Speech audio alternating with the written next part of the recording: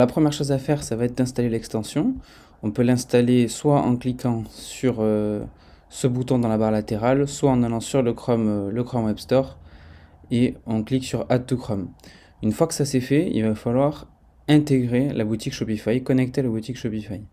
Dans la barre latérale, vous pouvez cliquer sur Shopify et ensuite sur Connecter Shopify. Soit vous allez avoir besoin de vous connecter du coup au compte Google ou alors même à l'adresse email, peu importe, sur Shopify. Et ensuite, vous serez redirigé sur cette page qui vous montrera que la boutique Shopify a bien été connectée.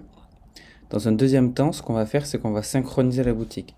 Pourquoi est-ce qu'on la synchronise? En fait, là, il y a un service d'intelligence artificielle assez classique qui va aller chercher toutes les informations des pages légales, enfin en gros, qui va crawler en entier votre boutique et qui va essayer de faire une synthèse et qui sont organisées sous 5 thématiques. Et en fait, ça va donner de la data, de la knowledge pour l'intelligence artificielle pour générer des réponses plus précises lorsque c'est nécessaire. Donc là, vous pouvez voir que du coup, en une dizaine, vingtaine de secondes, en fait, on a un résumé qui est au format JSON. Ça, en réalité, vous pouvez pas le modifier, mais c'est pas important.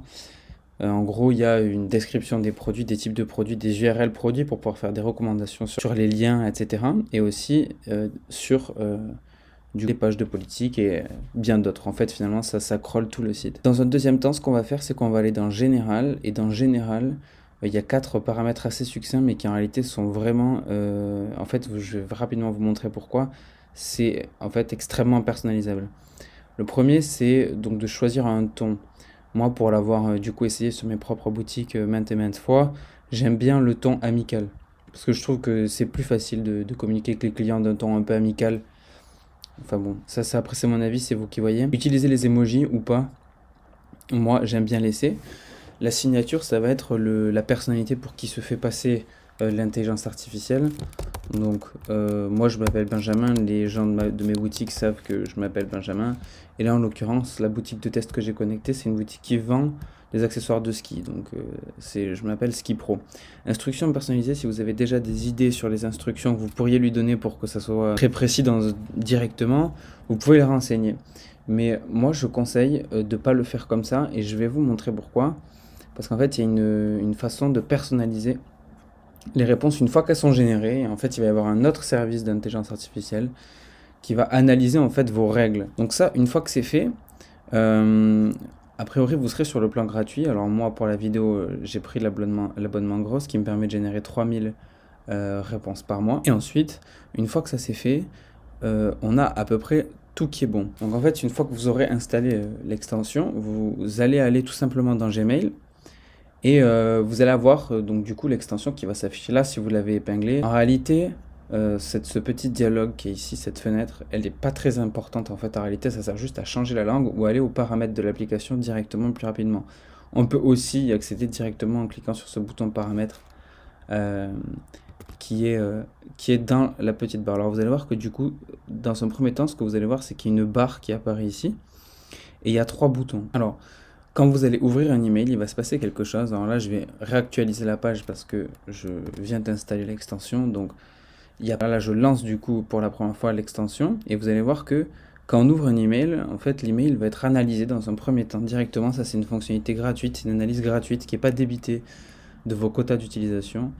Et en gros, là où je trouve qu'Horreur qui est particulièrement intéressant, c'est que vous n'avez même pas besoin de réfléchir à l'action qu'il faut faire parce que vous avez une étape d'analyse préliminaire qui va deviner qu'est-ce qu'il faut faire pour le client. Donc en fait finalement quand vous arrivez ici, vous avez uniquement besoin de vérifier du coup l'action qui est effectuée ou pas d'ailleurs hein, et de simplement cliquer sur effectuer. Pendant que cette action est en cours, vous voyez que le logo tourne, ça veut dire que ça réfléchit. Et une fois que ça sera terminé, je vais vous montrer la deuxième fonctionnalité. Donc là vous voyez qu'en fait sur la boutique, par exemple, la dernière commande, c'est la commande 1057. Donc du coup, l'intelligence est allée chercher la dernière commande du client avec son adresse email.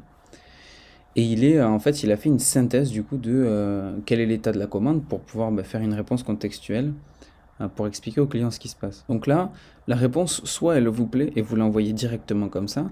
Donc vous voyez que par exemple, il transmet aussi le lien de suivi avec le numéro de suivi. Donc là par exemple le transporteur c'est DHL, donc voilà, le lien est préformaté. C'est finalement une réponse quasiment parfaite. Si tout de même elle ne vous plaît pas, vous avez une fonctionnalité de corriger la réponse. Et alors ça, c'est très intéressant parce qu'en fait, vous allez pouvoir créer des règles. Et c'est là où j'en reviens tout à l'heure quand j'expliquais sur les instructions personnalisées. En fait, vous allez simplement dire, par exemple, moi là, il y a quelque chose qui me plaît pas, c'est que il donne les informations de la commande en bloc plutôt que de former une phrase. Donc je vais lui dire, moi j'ai envie qu'il donne les informations Shopify sous forme d'une phrase plutôt qu'en bloc. Là, vous avez deux options. Si vous faites corriger une fois, en fait, du coup, l'IA va comprendre ce que vous lui dites de changer et elle va régénérer une réponse uniquement pour un cas précis. C'est vraiment pour les cas où, voilà, c'est une demande particulière, vous voulez vraiment générer un mail particulier. Si c'est en fait une sorte d'habitude que vous voulez donner à l'IA d'avoir un nouveau comportement, vous pouvez cliquer sur corriger et sauvegarder. Ce qui va se passer en fait quand vous allez faire ça, c'est que dans les paramètres, dans général, vous allez voir que en fait il va y avoir une instruction qui va se créer et qui va en fait résumer les modifications que vous demandez. Du coup, ce qui est vachement intéressant, c'est que du coup, vous n'aurez plus jamais à recréer cette règle. Cette règle, elle va être appliquée pour toutes les prochaines générations. Et vous pouvez voir que du coup, ce que j'ai demandé, voilà, de le générer sous une forme de phrase et pas sous une forme de bloc comme ça, itératif, avec chaque information détaillée, ça a été pris en compte. Et maintenant, à chaque fois qu'il va y avoir un nouveau scénario comme ça, l'IA va toujours prendre en compte cette règle qui a été créée dans l'instruction personnalisée. Vous n'avez pas besoin de cliquer sur enregistrer, c'est d'ores et déjà dans la base de données. Ensuite, par exemple, je pourrais montrer en fait tous les cas d'usage. Donc voilà, ensuite on n'a plus qu'à cliquer sur envoyer, hein.